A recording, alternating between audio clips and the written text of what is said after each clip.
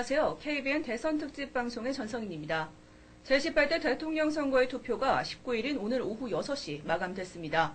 이번 제18대 대통령 선거는 시작부터 새누리당 박근혜 후보와 민주통합당 문재인 후보 간의 박빙승부로 시종일관 손에 땀을 쥐게 했는데요. 최대 변수인 야권 후보 단일화로 그 진로를 가늠하기 어려웠고 우여곡절 끝에 야권 단일화가 이뤄진 후에도 안철수 편수 등으로 피를 말리는 대접전이 벌어졌습니다.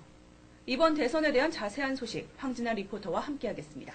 안녕하세요. 네, 안녕하세요. 네, 제18대 대통령 선거 투표가 끝이 났습니다. 먼저 투표율부터 이야기해보죠. 투표가 시작되기 전부터 이번 선거의 최대 변수는 투표율이다라는 보도가 많았었는데요. 예상보다 투표율이 높았다고요? 네, 영하권의 날씨에도 불구하고 이번 대선은 지난 17대 대통령 선거 때보다 높은 수치를 기록했습니다. 이번 제18대 대통령 선거의 투표율은 오후 5시 70.1%로 집계되었고 최종 투표율은 70% 후반대로 전망하고 있습니다. 70.4%로 광주 지역의 투표율이 가장 높았고 서울이 62.3%로 가장 낮았습니다.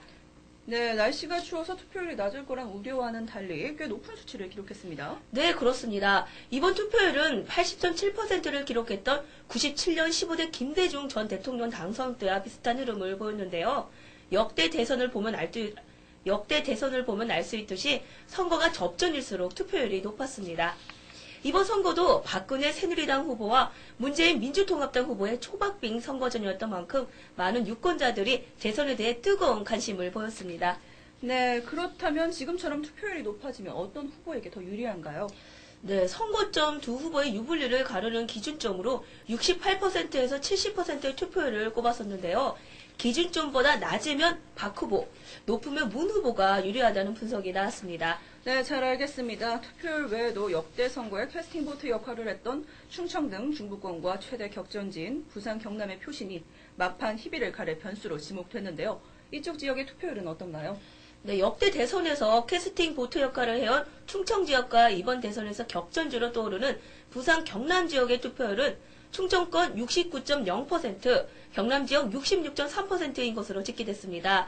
충청 지역과 경남 지역의 유권자 수는 각각 410만 명과 640만 명으로 전체 유권자의 4분의 1에 불과하지만 대선 때마다 승부의 분수령이 됐다는 점에서 주목되고 있습니다. 네, 그렇다면 출구조사 결과는 어떤가요? 네, 출구조사 결과는 오후 6시 일제히 발표되었습니다. 박근혜 후보 50.1%, 문재인 후보 48.9%로 박근혜 후보가 문재인 후보를 불과 1.2%포인트 앞섰습니다.